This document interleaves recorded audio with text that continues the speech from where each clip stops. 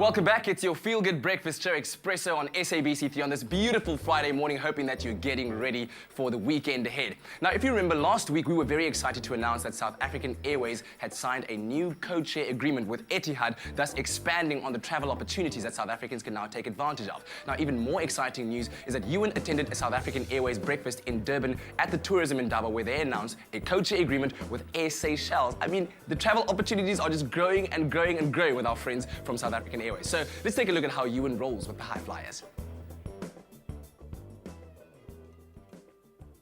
2013 was a high-energy showcase of South Africa's tourism industry. The four-day event concluded on Tuesday, the 14th of May. Ewan joined in on one of the highlights of this spectacular event. It is a beautiful day in Durban, and I'm here at the International Convention Centre to attend the South African Airways breakfast at the Tourism Indaba, celebrating growth, high standards and great value, connecting South Africa to the world. And also finding out about the recent exciting announcement of brand new code shares, bringing the rest of the world that much closer to our shores.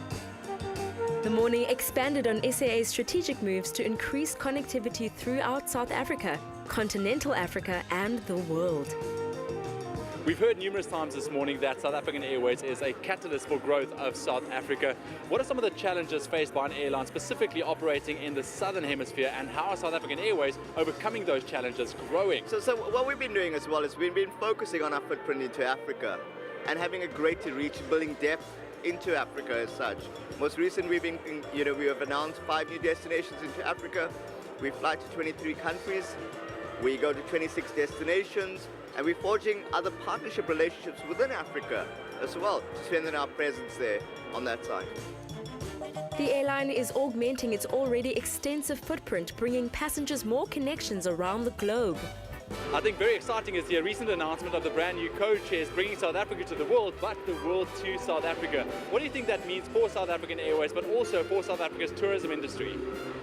Well, access is everything. If you can't get people into your country, you basically are unable to sell your tourism product.